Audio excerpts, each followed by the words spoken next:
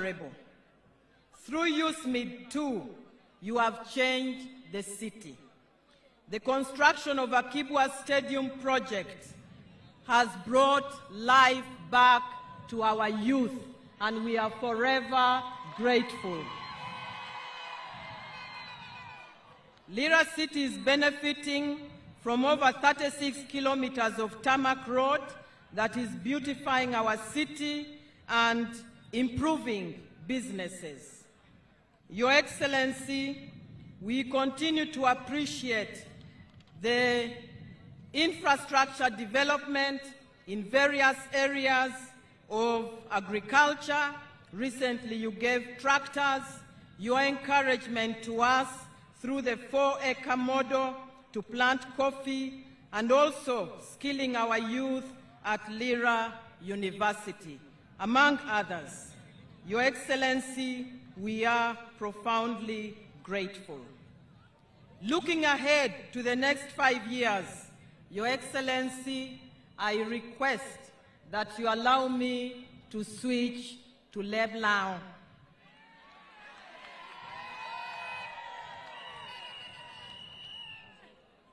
Apap President, itama binuni, wano tikere kwach hario dekoro, na machiel, ukwa yikere mara, kere muolo, kere yomyech, ni timbe, igeri wa, chumma don, ame wano luoni industrial park, uko da itami yene, kayini binu timma manu, abinu meyu timu biashara, kere nuongu tich, pibuli, kere mondushu, aber meishel. Na Mario, apap, wano kwa yuni, leg dege, ame miero gero kwa naini, timber, igero kwa. Pien binu loko, City waniu ko, tebeda ber, tewe kukare me wele wadang binu, kere joa metimu biashara, tedang yabu dogola, me wek joy Lira City, dang nen kong loba oho. Apap wanau kwa yo, ni ticha me iti timo, ikopi ko match, kere pi, itie huko, me wek City bed kere match, kere pi, ikaberu dushu. Daute kwayo, ni nenu ni ame onwotie, megero Chamber of Commerce ilao, da itie huko. Kado agiku, apabuli ni ametika ni duj, tia kuru bach, Ameriki chikere ni kelo, Pilau Province, bach, kita do igero keda kibwa ukoni, timber, ikel dong bashu ko, iyonge bolukwi. Ekada itetieko, chihereni, Ameriko unike tuchene marati tiri, pi journalist ke the media fraternity, itesakoge. Kado agiku, akwayi, nika inu okare, itimber, irwate kerutela wa medini, kerutela wa me workers league, kere dong duljo apolla papata me yiningeo, na hamon dushu, pien, Johnny yene, tiati muticha tek meishel, mene nunik kuch, ubedo Lira City wane. Apap, amitu puonyi matek, wanu joli, kere mara, kere yom chuny, da umitu chikini, ininu dwe apara beach, medwe mea chiel, kwirwa duch, ubedo mea nga? Mea nga? Kwirwa duch ubedo mea nga? Ubai polo angumi komu.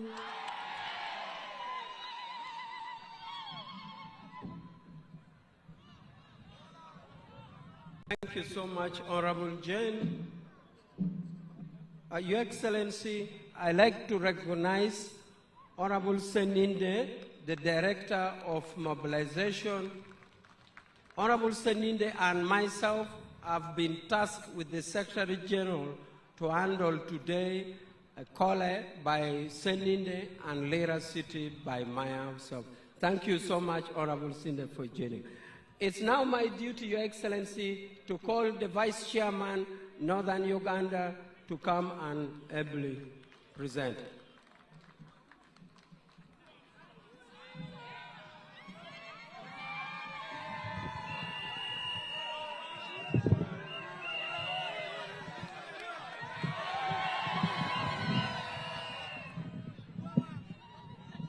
Lira City, oye! Lira District kono, NRM kono, President Museveni don kono. Kodon wandu you think kong bendera malu, ping kong ber yellow kekenun.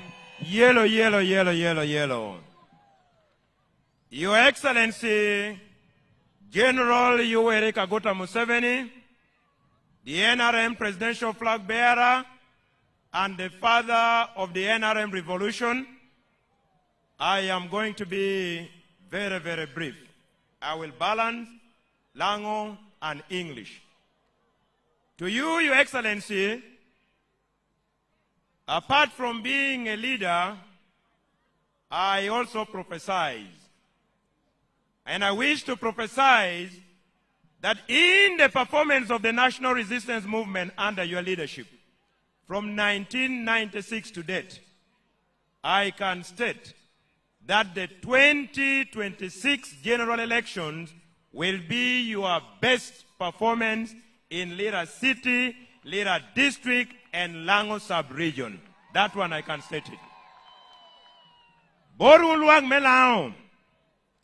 Tie jamapol la me wan lao bedo penyi both President Museveni. And he has delivered them.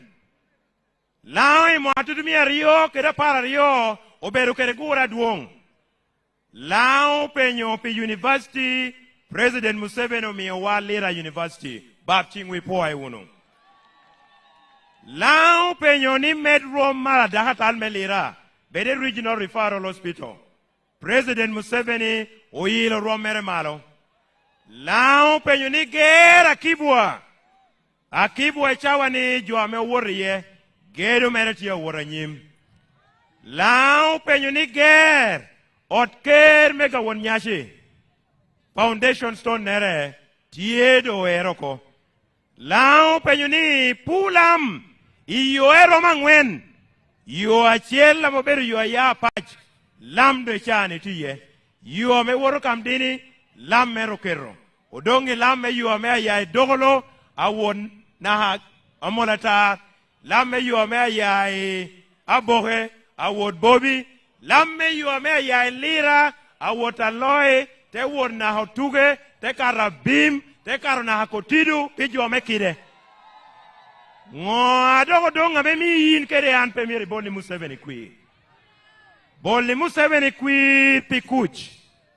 Boli Museveni kwir pi don lobo. Boli Museveni kwir pi tutemerie mochan. Kun be programs apol la popat. Mea gikimere. Inindwe para bij medwe machel. Mwatudumia rioi pi rioi ya bishel. Kwecha beratie. Iyakina team me NRM. Kere team me opposition me Uganda. Me yero president me Uganda. Me yero members me parliament. Itima NRM ngata mea keto boy chie me beru team captain. Aberu yu Erika Guta Museveni. Tetelo team me NRM leg. Ilira City kan jo ma gwekere President Museveni nindwa para beach. Mea chiel tiye Dr. Jane Ruth Acheng Ochero. Mea rio tiye Omodi Dennis. Mea dek tiye Ominwa Ugweng.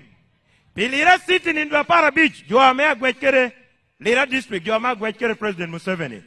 Namachel abedo Honorable Sam Engola. Namario tebedo Honorable Linda Agnes Auma. Namadek tebedo Honorable Aregedeng. Mano luoni ngom Patrick. Adilu meredong binu wot kidman. Sam Engola tiekere dilu. Sami ngola tia moyo kwenda me achengo chero tiye. Omi adilu ko bora chengo chero. Achengo chero tia moyo kwenda Dennis Samson obua tiye. Ochwalo boro bua. Obua tia moyo kwenda momori tiye. Omori nu adilu. Omori tia moyo umalinda. Umalinda nu adilu. Umalinda tia ward. Umalinda tia ward. Omi adilu ko dok boro mori. Arege deng do hogamo dilu. Arege deng do dilu bo Dennis Samson obua. Odilu tia ward. Sami ngola gamo dilu. Umanda hogamo dilu. Arege deng hogamo dilu. Jena chengo chero gamo dilu. Acheng tia moyo omori Dennis. Omori gamo dilu ko. Omori dok tia moyo gweng. Ogweng gamo dilu. Ogweng bolo dilu bo Dennis Samson obua. Dennis Samson obua mi bora monga nita. Monga nita mi bora Museveni. Museveni do ko chen boro bua. Obua bon Museveni. Museveni tia ward. Goal number chel. President Museveni matu goal men number chel ko. Team NRM 1. Team opposition 0. President Museveni of Team NRM has been declared the winner of the 2026 general election. Your Excellency, I wish to conclude as I invite the second National Vice Chairperson to request you to take some few photo moments with the following. Luang melai winyu mom. Odilu President Museveni otimungo umatuko. Number 1, Your Excellency, I request Luang melao mando be representatives. Peda ekono buo de kelo ngadi pete kella. Ngara chela chel tie kere teacher and you. Amiru nina machela kwa ni tie awubu amora chel. Amen nino defending NRM. When do you defending NRM? And to you mean wa mara chela me maru winyu duane at radio talk show. Amiru ni tin and bed kere kara me mako chal kere president me Uganda. Man Jacob Ochen. Adong Jacob Ochen itie. Jacob Ochen, you will have an opportunity because you are number 1 defender of NRM on radio talk shows. We all defend. Namario Akwa yoni President Museveni Magdokchal kede dana me obinu tie kede pigi anaharik President Museveni I campaign nera no beru kai pigi chiel monu campaign metutumia rio kede chiel mano luoni ominwa kasha alwero enda me obinu tie President Peter Retoping in 2001. Amiru dadokwayo the executive committee of Lango Radio Callers Association. Ne wuna yubere me makuchim kede President Museveni. Wuna biro. Akwa yudang NRM flag bearers at parliamentary level kede LC5 meda makuchim kede President. Adedo kwa yutino wa dek ameti loba oho man ambassadors are dek ambassadors are dek kede foreign service officer da achiel ambassador Oteo Ame obero nyari, ambassador Amoro, kede ambassador ame obero nyarwa me ya monatar, man amule. Eka me agiki, won kom me bulu, pe Uganda. The chairman of the National Youth Council is here with the team, few of them from the Youth League. Your Excellency, Poyo Bino, Wegda Luong, Right Honorable Anita. Luang melao kuna nuo Anita medung inviting President. Ting dok malo kong dok gin na yelo. Ting malo gin na yelo. Poyo uno poyo, Your Excellency. Thank you and thank you and thank you.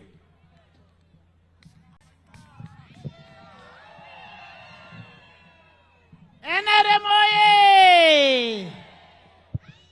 Lira oye! Lango oye! Apoyo unobino. Kopango. Nte mabe.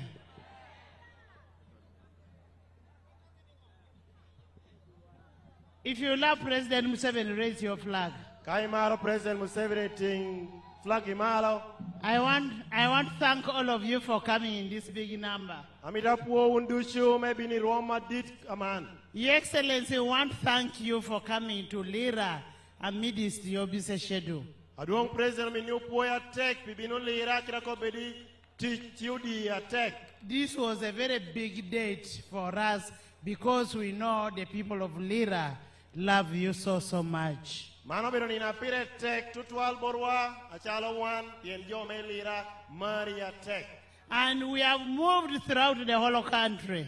Dawando bea ilobo Uganda loro. The people of Uganda are saying they are going to give President 90%. What about you in Lira? Luak me Uganda ducha koni kino me yo President Museveni kwir percent pirabongwen un luak me Lira kono. You should be counted to be one of the people who have contributed to the win.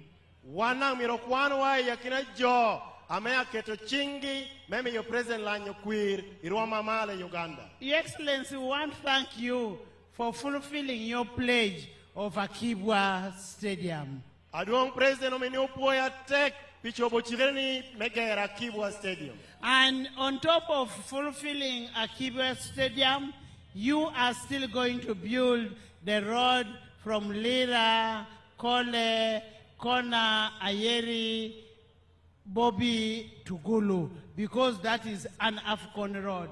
Medico Akibwa Stadium, yo ame chikere megero, obero yo ama ya Kona boge, tebe ongai, te katu ya choli tungcha, yenobero mono yo me tuhume Afcon. Your Excellency, the last time YouthMaid worked on the roads in Lira is when Lira was a municipality.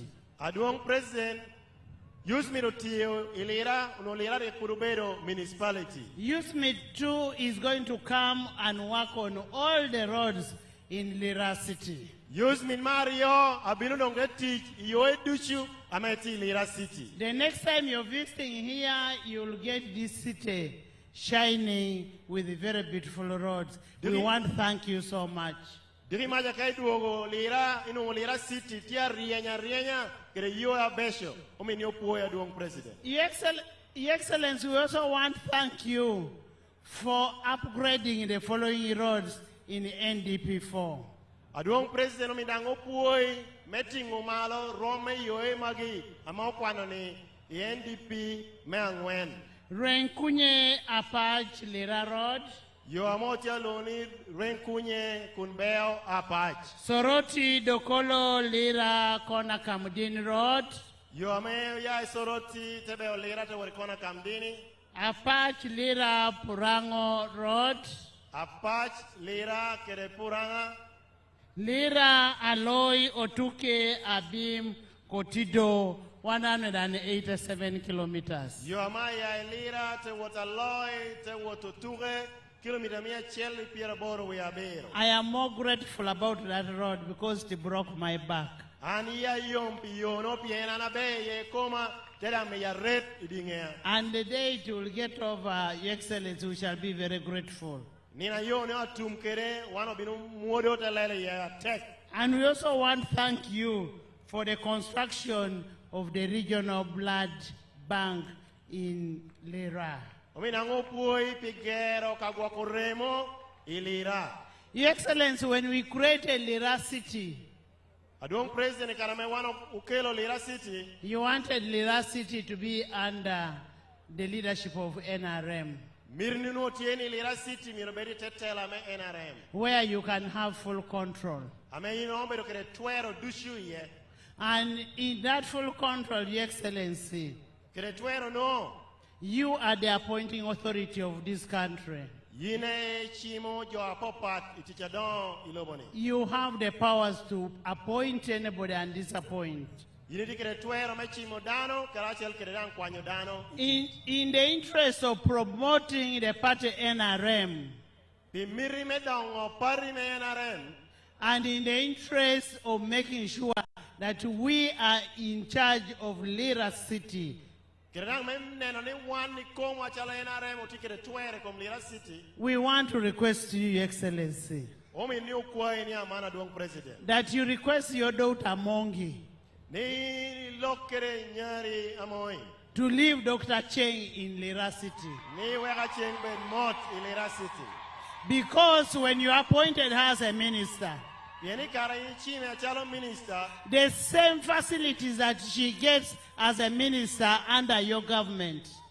Jama me no nuo chalo minister ite telani gamentani.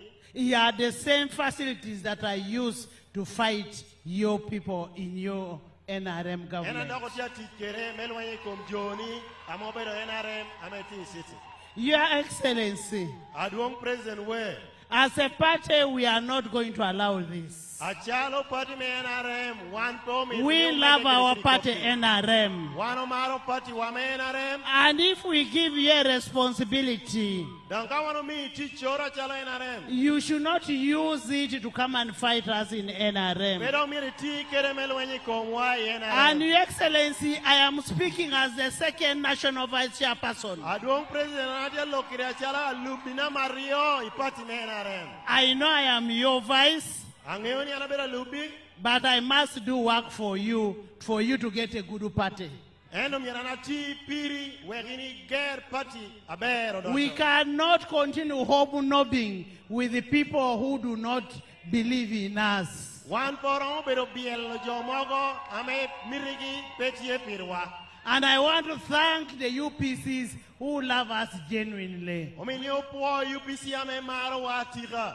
And Your Excellency, I want to thank you for believing in the politics of ideology, not identity. Aminia po edwong president yini chung iwibie ame chung ikop ero pe obero iwibie ame beri ya poka poka. Your Excellency, that patience of yours, maybe enough is enough. Adwong president kanyo jo ame kanyo kere joni lokedo kara ramo me koni pero miro mede woranyi. We cannot allow people to step on a plate that has fed you. One poron ye jo ame dong lokete piele ichani ame piroge. During the time you pretend with us, Kai di cheng ini mi yeni tikere wa. and you're using the same money that we are giving to bribe our people against our party. Doke di tikere chena da wano mi medong lwenye kom jo wa ipati wa. Your Excellency, Adwong president we. we love you for being a patient person. Wano mari ba me kanyo jo. We love you for being accommodative. Wano mari me tamoni ichok jo dushingeri. We wish you well. Wano puo irangu legi winya be. And may the good Lord bless you.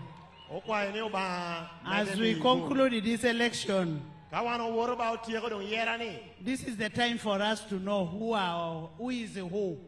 Mano bero chawa bel menge yo nga kara. Amo bero nga yakina wa. I now want to invite you Amina tikere kare ndo meluongi. to come and address your people. Wari bini lokere luaki. And God bless you as you continue. Oba medemi yikum. NRM oye! NRM oye! President Museveni oye! Oye.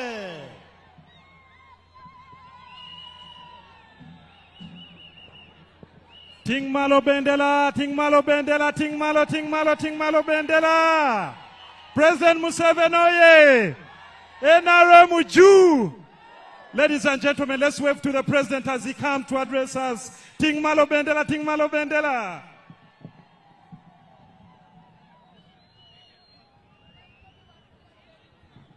Museveni oye! Ting malo bendela! Sit down, please. Beruno dong ping. Kopango Rockme Lira.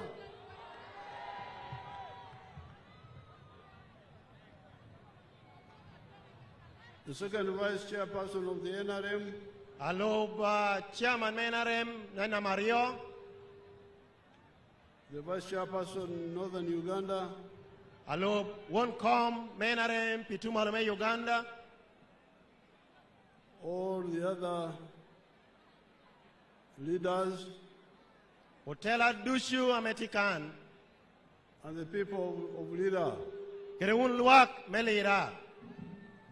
I am here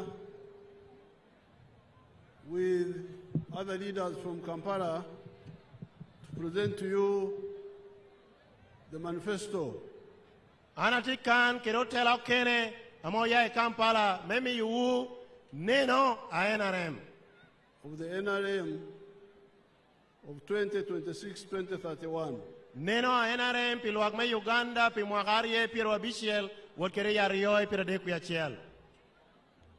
In that manifesto, we have pointed out that NRM has made 7 contributions in the last 40 years. Igina me ochoye pinya mo bero nena NRM tiu cho jama biro amena NRM tiu pi mwaki pira ngwen wi okaro. We call the contributions matofari, bricks, put on the Uganda house in the last 40 years. Jama me wano cho gina biro no wano koni ubero matafali ame wano keri gedo me Uganda pi mwaki ni okaro ni. The first tafari is kuch. Matafali na machel ubero kuch. Uganda had become unmanageable Uganda no do doko loba me pe ono do ramo guakere telo ye kakare. political instability, Okwaye ni rebels, ko beru mot win ko paduong cattle rustlers, ono tikere kobikom mayodok. but now Uganda is peaceful from one corner to the other one. Chado wano loki kuti Uganda itwok ping dushu. And this is because of our ideology of what Right Honorable Speaker referred to. We believe in interests, politics of interests, rather than politics of identity, of tribal religion, and so on. Mandushu ti mere pien NRM neno mere tie pi miralwak erope pi neno dano achiel.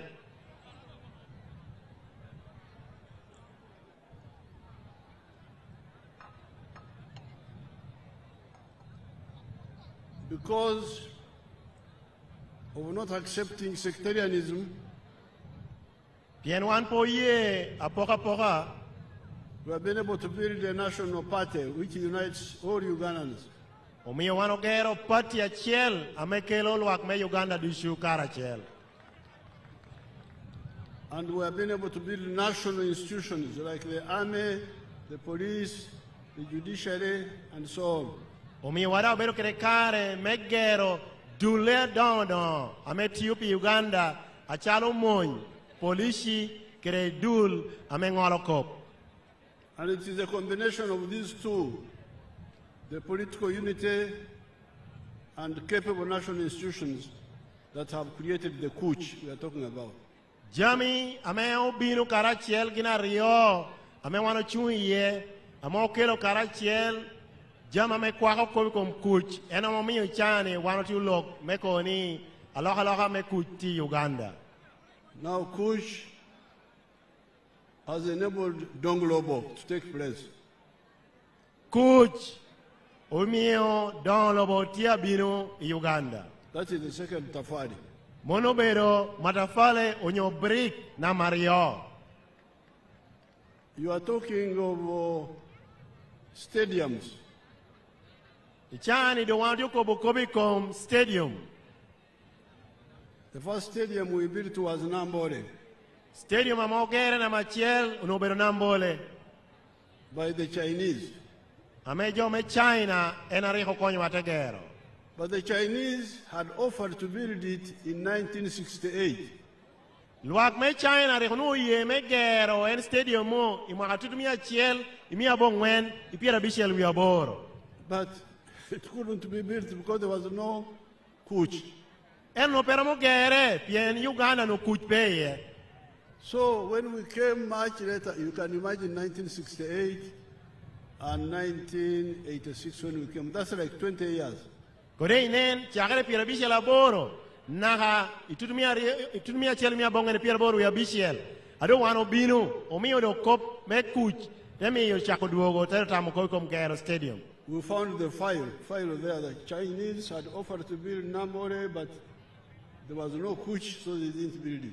Wano nuo buka mocho ametia koni luak me China uno ye me Gero Stadium. Era pien kush uno pe ng'ato noromo gero kendo chao me gero no petie. So I remember we started building it around 1990 there. Apoini wano de chako gero mwaka tutumia achiel imia bongwen kere piera bongwen nono. Now slowly we are beginning to build other stadiums like Akibwa. Amando ochako donyo te medo gero stadium bala Kibwa. And other institutions. Karachiel kere dul logo medo ametiyo gero kabela popat. Karuma hydropower station. Aporere gero kabukumach me Karuma. By the time we came, there was not even, the old dam of Jinja was no longer operating. It was operating at half capacity. Ikara me wano bini lodge kabukumach ameno ti Jinja uno bukumach da petunu nushu me gupu mere. But because of Kuch, we have repaired Jinja, the first one. We have built another one called Lira on the east.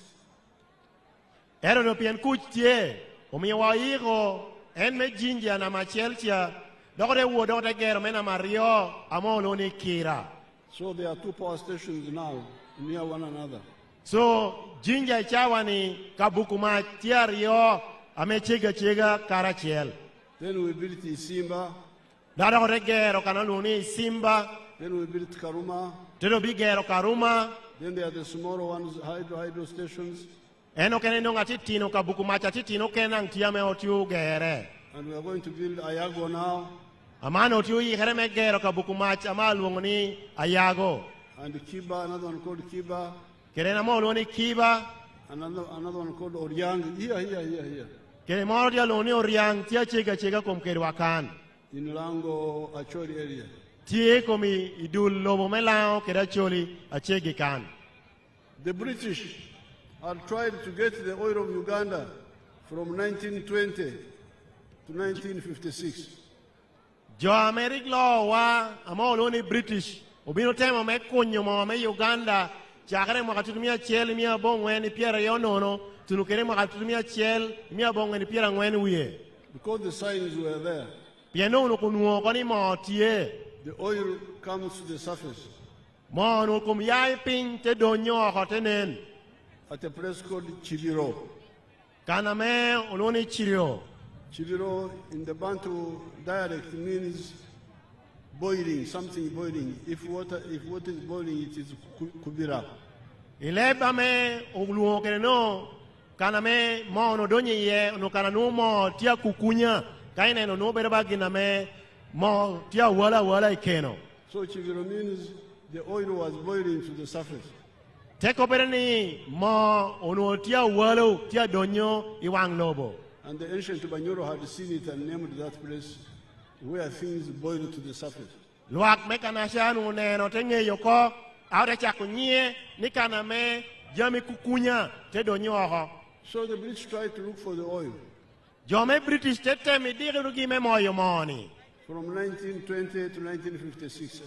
Chagre mo atumia cheli mia bongwen piera yonono na mo atumia cheli mia bongwen ipiera bishu ya bishel. But Rubanga did not want them to see the oil. Ero ba poye ni gino nen gini mono. So he confused them. They didn't see it. Temi yegi baere pota neno gini kana moti ye. They were looking directly below the Kubira, directly below. Gino no tu neno kana mo tia kukunya ye gindio tamiti tere kakani kukome. But the oil was coming from somewhere else. Ero mo ni nurugia ya itete pekana megino tu ukwota maneti ya kukunya ye ni. And coming underground and Kubira here. Notia donyo tedo binuka na gino tu neno ni kunu ya ite. Now because of Kuch, we had time to look for the oil, check what the British were doing, use modern technology, and we found the oil. Bien Kuch do nuotie wande bero kere kare meti kere tet me karatini ni aote mo yore amando Uganda nuomo. It will start flowing this year. Achako do donyo ho me achara imwakani. Let's see, you can see there. Chalere cheo tia nyutiwa kana me mo me Uganda adonye. That's one of the wells. Mono bero kakana chel ame mo ni akunyera ya adonye. You can see Lake Albert in the background. Yunge kucha ineno nam melek Albert. So, Kuch means Donglobo. Pimano, one minute more Boruni Kuch, Kelo, Don Lobo. Now, when you hear people want to disturb peace, they are against Donglobo. Kade neno ngato kikentia binama mitobalo Kuch, Dano no bera nyego, me Don Lobo. And we shall not allow them. Now one po yigi. I really want to kindly advise everybody, nobody should attempt to disturb the Kuch of Uganda. Ami nia lok, ami tambo jodushu, ni ngatrope tem, me balo Kuch, me Uganda.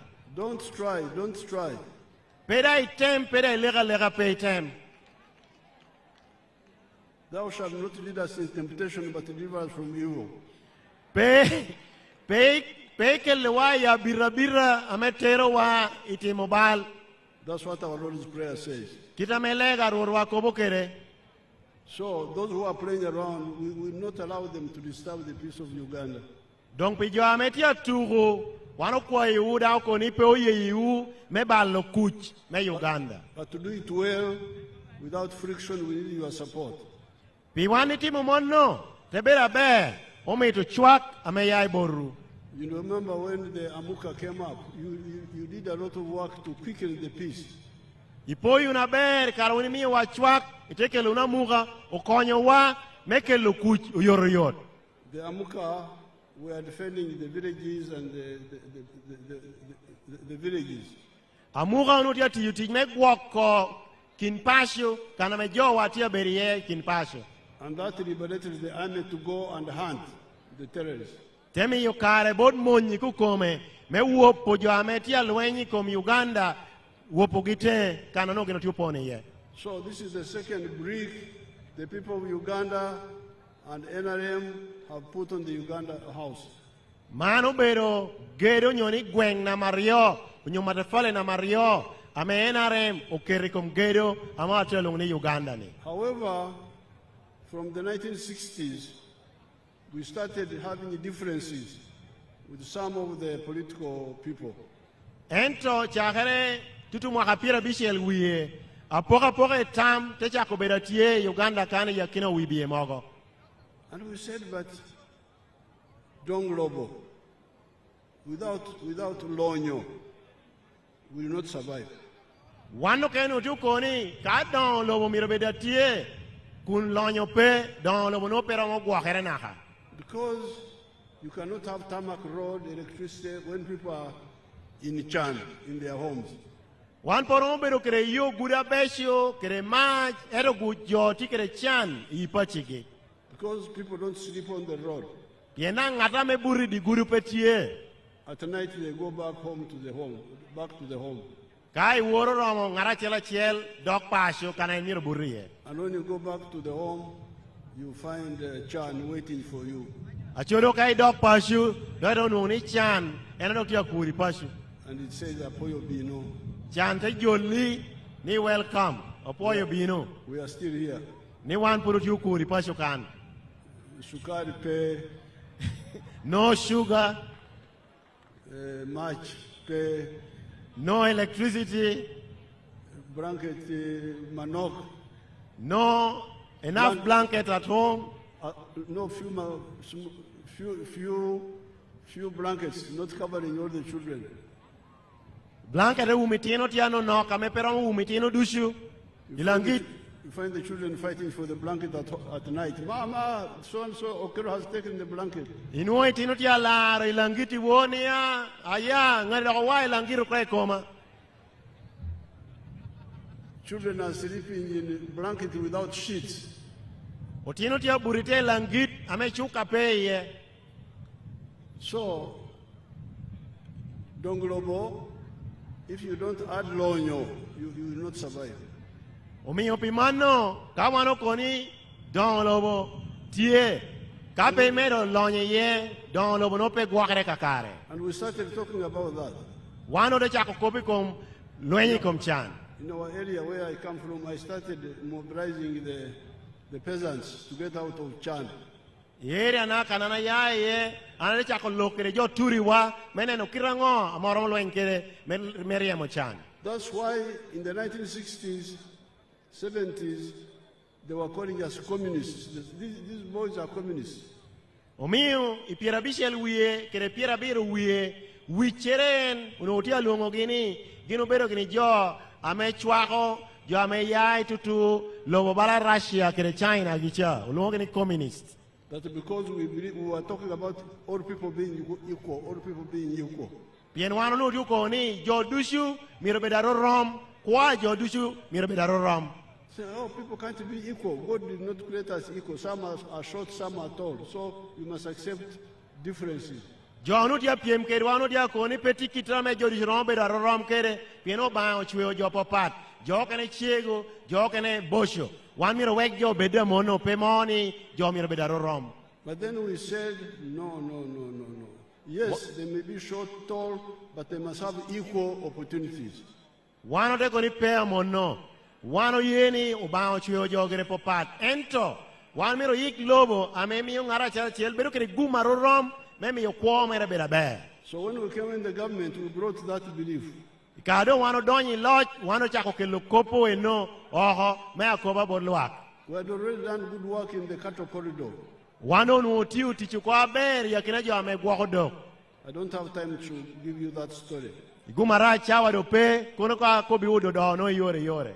But in the manifesto of 1996, we in writing, we advised all people to say, please, if you have got a small piece of land, 4 acres or less, do the following. Enti mwaka tutumia bongwen, tutumia cheli mia bongwen, pira bongwen na BCL. Ichochu wame chikere bod luak me Uganda. Wano kobi jo me Uganda ni, kaini tikele lobo, ame pe karo eka ngwen, ngoa iramoti yukele lobo ni ginene. 1 acre for coffee. Eka chel miro bed me puru moñ. 1 acre for fruits. Eka na mario miro bed me puru nyikchem. 1 acre for pasture for young in the sheds. Eka na madek miro bed me ini guako lum. Me pitu doka ma guako kana chiela me pelara tata. For ichak. We repeat diang chak ame chemere nuotik achegi kere. Then 1 acre for food crop for the home. Eka mea agiki mere iteti kere pito cheme nini niyo ame ini chamo ingeturi. In the backyard piggery. Ite ot bori nwe kero kana mera piti yepuno. Then poultry for eggs. Irona pitu gwen ame ami itong gwen. And near the wetlands, fish farming. Kai nwe chiki kere yikulu aite pitu rech. Now, some of the people have listened to our message. Jokene uye winyo kopa wanobero ko bigini. And they are doing very well. Danga man kuog yo lohere ututi mabe. Because we said there are 2 problems. Pienwano nu koni peki tia rio apirgitek. Problem number 1, which is the source of poverty. Problem number 1 is teach, ne each, keken. Pero na machel unubero pero me ticha wano tiu me achama kikeno chamo kaiwa. That's problem number 1. Mono pero pero na machela me kelo chan. So we are saying you must work for the stomach plus the pocket. Wando tiu koboni ti ticha tek menu gime achama enda doki ye ti you teach ame keli chente chao. But secondly, you must work teach for the stomach and for the pocket, but with chura. Me ario miriti ticha me ti you me achama kerena ma kelo chente chao edang iti kere chura. Because some people will teach, but without for the pocket, but without chura. Jo kenu tia teach ame tia yele menu nguchene chao ero petia teach kere chura. Like for instance, our people in West Nile. Aporere jowa me West Nile. The homes have 2 acres on the average. Duonga pachi kununu potigi tika eka rioke ken. So, if you put 1 acre for food, cassava, Kaikero porachiel mebero pe purumogo. you remain with the acre achel for money. Te don kadong eka chiel laken me puru ginama kelichente. If you make bad chura, poverty is permanent in your home. Kano pe tiu krediro ame chura ni pokonyi chandong dong turi pinaha. So these 8 I had calculated myself. Diro ni anu no tiu chura mere anni kuko machalo president no tiu chura mere. These are biro 7. Joma biro ni anu no achogi pinyo ko yore. That's why here I don't talk of cotton. I know it. Omi winyo an kako ni jama imiri piri an pako ko bikompama yanangeo ko bikompama be. I don't talk about tobacco. I know it. Pe ko ko ikompuru taba yanangeo dang taba be. I don't talk about sugarcane. Pera ko bikomniang. I don't talk about tea. Pera ko bikomajan. I know those, and the country needs them, but we need another solution for those.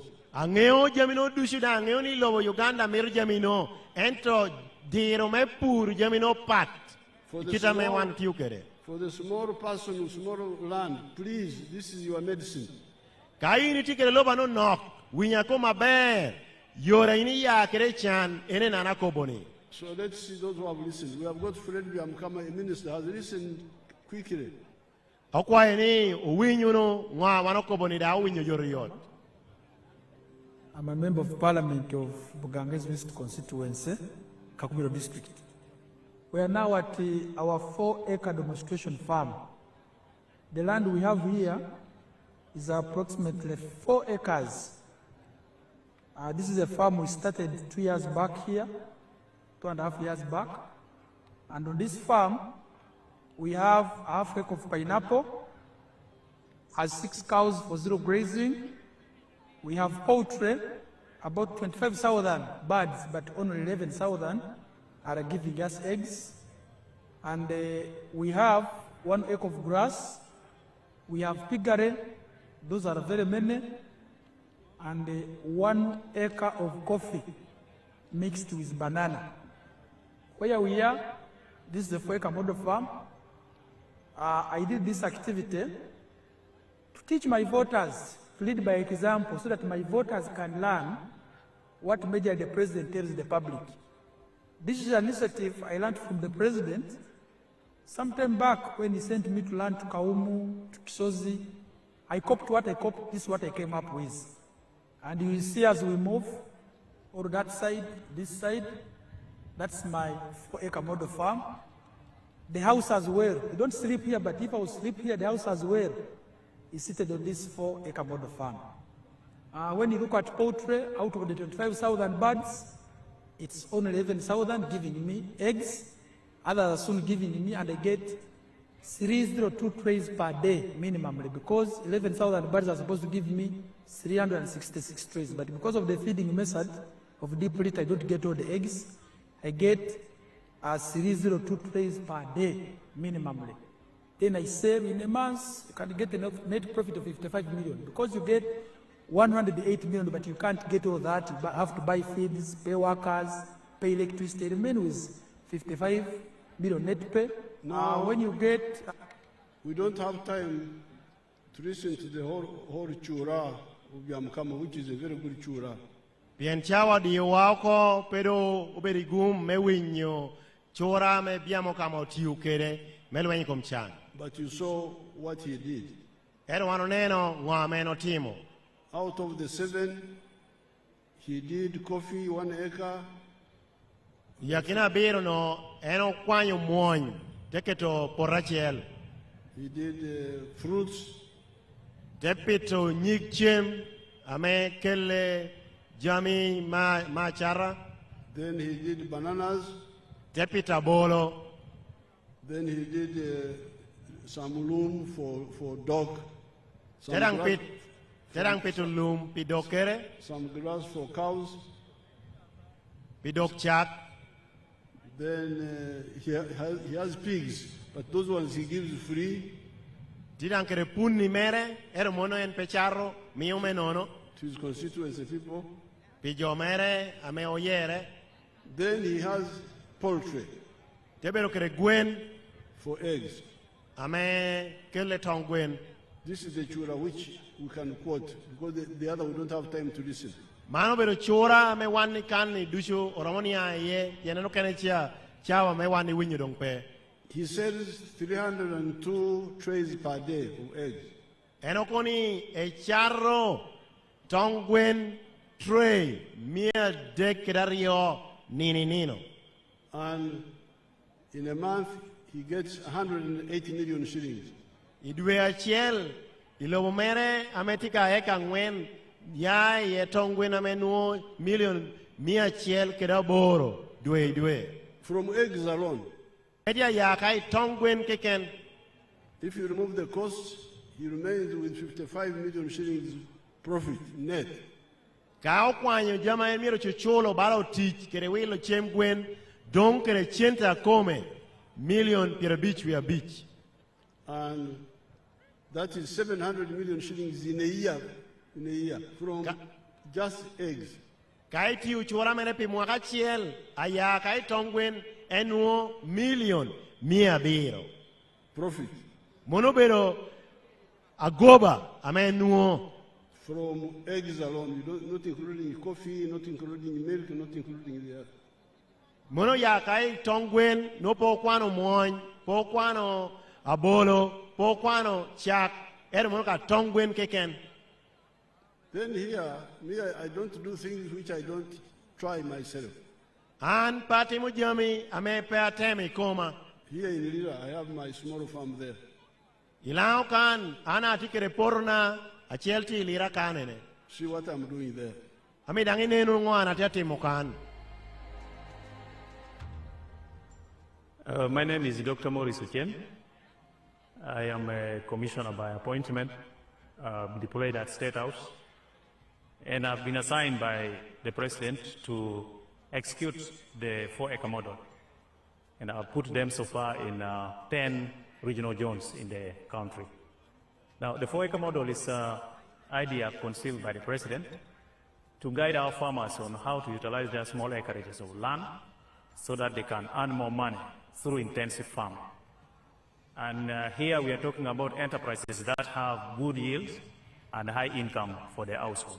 So we have the fish farming, which is one of the enterprises that can be done near the water without interfering wetland and tampering water flow. Then we have the zero grazing unit. On the other side, we have the coffee, we have the banana, and also a household needs food crops as 1 acre plus fruits. So this idea of the 4-acre model is to support income for the household. And as I will go into the small mathematics, you will know that it's capable of pulling somebody out of poverty. Now, specifically on the fish pond, here is about 20 by 50 meter pond, 1,000 meters squared. After finishing the excavation, we stock 10,000 fish. We feed it for about 8 to 9 months. In the north, which is warmer, the fish grow faster. And in the west, which is a little cold, you add 1 more month to reach the same quantity of grams. So by that time, the fish will be about 800 grams to 1.5 kilograms. In the market, the fish which is 1 kilograms or 800 grams here costs about 10,000 shillings.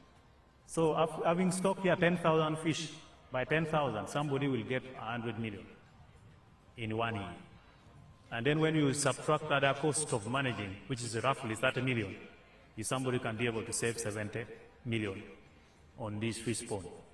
And this size, we can put 2 of them in 1 acre.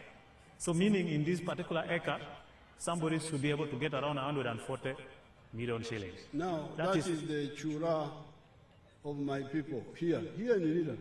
Mano obero chora nyodiro meti kirelobo eka ngwen ameti borwa Lira kanen kom Lira city kanen.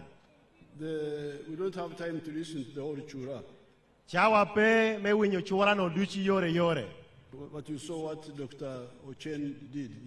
They have planted coffee 1 acre. They have planted fruits. They have planted loom for dog, for milk. They have, but now they have added fish farming. Wano neno kitame Dr. Chieno ngwa ko kere lobo no. Ya kinagi opero nyikchem wano ko boni ober bala chunga bala popologi opero gini lum mepe to dog chak opero gini moñ amanda ko yabo gini kaka pitu rech and bananas. Keranga bolo. but they have added fish farming. Amano medo pitorechi. And this is the chura that I want to pull out. Mano bedo chura amami niya kel boru. You had, it was 20 meters by 50. Lacha kapitorechi ko biuni tie meters pirario iko mita pirabich. And in a year, they get 100 million. Imwachiel inuo welchente aramo million miachiel ikom rech. When they remove costs, they remain with 70 million. Kao kwanyo jamu kene amemiri chul megwako rechi idong kene million pirabiro. You can have 2 of them in an acre. Iramo bero kere capital rech gina rio iloboni eka chiel.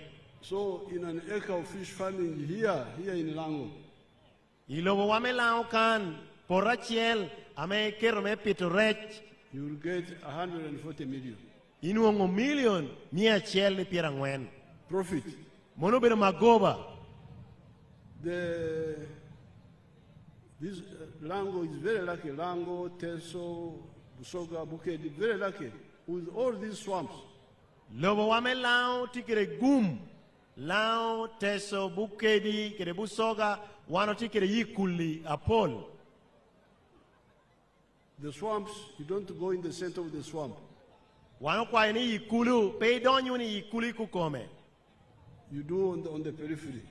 Igyab kapito rechi inget kulu, pe donyo dire kulu. So that in the center the water comes back. Weri dire kulu chia pi miromede jogere ye. And you will get this money.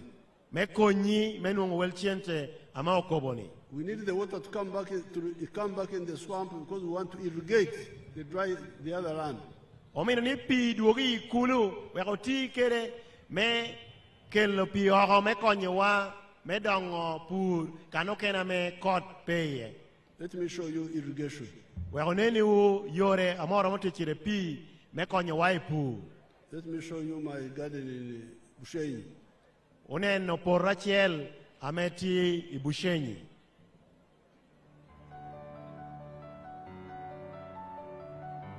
This is where our model plantation is.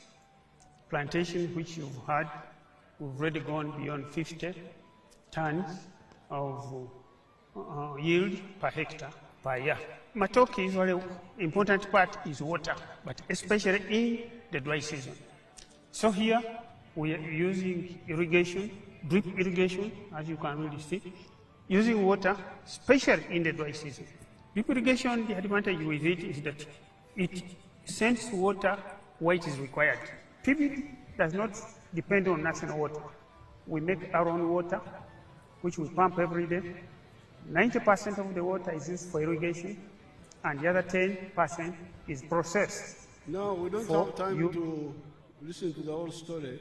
Gumara chawa dope me wani winyo yore ngwa medano no tiako bi wakre me tikere pi me bidu porro. The fact I want to get to you from there Gina pire tek amami ni iwinyi kano ingwa me dano no kobo is that in my garden there tieni ipornasha in a hectare iporachiel in a hectare. Porachel America, hectare, not acre, like 2 acres. Pora ame berubara acres ario. I harvest 53 tons. A bolo ame ye bera bolo kilo tutumia pira beach we are deck. Not kilo, tons. I've tried to convert the tons into kilos, Your Excellency. Okay. Ton pira beach we are deck. Ton is simpler. Ton 53. Ton pira beach we are deck. The Banyankore nearby, they get 5 tons from where I get 53 tons. Jokana me pura bolo acheki kera ginuo tana beach keken era no ton pira beach we are deck. So I am harvesting 10 times more than those Banyankore. Pianana tikere yore me bidu porokere pi anadia nunga bolo tiela par allow mege. Therefore here in Lango we are misusing the wetlands and underutilizing the dry land. Gumaraji lao kan wano tiu ballo tikere yikulu. Aure temo ni uti yutikabe iwitela. And also in the other areas. Kirekano kene dangi Uganda kan. And this irrigation is a serious problem. Achokobi kom bidu porro kere pini obero ticha me wanmiro when we were attack meme yotimere. I was talking with my daughter from my village there, Barilegi. Unadia lokere nyara mora chel ipashona ameti baralegi kucha. The member of parliament, the girl. Anyaka na mobero amema me parliament ameya utugecha. Is she here? Enti kane. I was saying, where are the fruits which we were trying to plant here? Unuadia penye ni nyik chema no wano tutemo pitokan karatikwene. And she told me that they are drying up in the dry season. Ende kobani utiutuog inoko yoro. So we must irrigate. Donc pimano megengo gituo wanmiro bid potini. So therefore, fish farming needs a bit of money. The government will, after the elections, we are going to come and we develop fish ponds along these swamps. Bien, pour mero chenta duong, yonge yerani, government duogo, techako konyo wa me konyo dam me pitorek. I can show you where we have already done some work, Limoto. Show them Limoto. Amiru nyuti ukana do government tiyu ginoro kai imoroto. Limoto. Moto. Limoto. Sorry.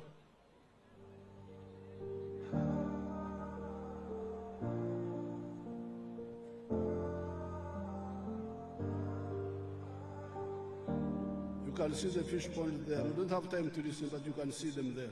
Monobero kana mega meno timo ginoro me konyo capitorech. Now, I have given you examples of Yamkama who is already advanced. Amia por ikombiamo kama medong level eredong romere tu urmalo. And my own farm here, which is also advanced. Kere porro amanyuti urang romere timalo. But I've got my daughter Apio. From near here, let's see Apio. Erna minia duogo pepin inenu no porro ame ngata mo loni Apio tidanga ti agwoko. Apio is there. Come. Oh, ni Apio tikana come. Tia kwa ni Apio binanyim wejonene. Ani Apio bike. Aburi wana kupidi nanma alingiri. Alingiri sel. Si Banya ward. Tia my town council. Si Lira district. Her name is Apio Vicky, a resident of Aling Risel, Banya Ward, Amach Town Council in Lira district. Agamu tiene me PDM. She got the money for PDM in 2023. La bong when to me appear a bear and 970,000 and then 30,000 remaining in the bank. Atabinukuru Karashel Kadinyagi. She planted maize. Awilo Nyagi Sacket Sapara Beach. She bought maize 15 sackets. Well met to me appear a deck we are 30,000 each sacket. Atakela Pur for American deck for acres a deck. She used it, actually she planted it in 3 acres of land. For to me appear a beach, Manula Chelenus. Preparing the garden costed 150 for the 3 acres. A dog to me appear a beach. Weeding cost her 50,000. A care to me appear and when? Then spring cost her 40,000. Tetuno do Koi Quano Kelopashu. Time for harvest came. A few Karashel Kerijoma Pashu, Kerijama Roma. She used the family members and the neighbors. What a will of a deck match, I'm to me appear. Then she bought lunch, food for the people for the family which cost her 20,000. Transported to me appear a beach. And transporting it from the garden to home cost her 50,000. After being a bit, and you are no question at Oroconia. She came and then she removed it from the cup. It gave out 45 sacks. She sold 40 bags. And she got 2,800,000. That was the first season. That is our first plantation. Out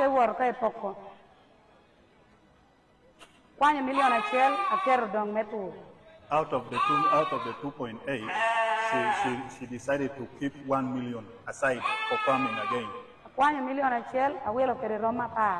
She used 1 million for buying sheep, 10 of them. Then she used 800,000 for school fees.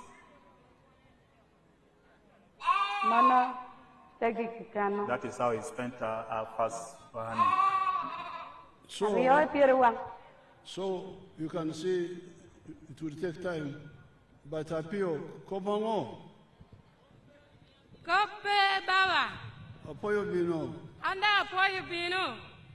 La Quara, how are you, La Quara? So,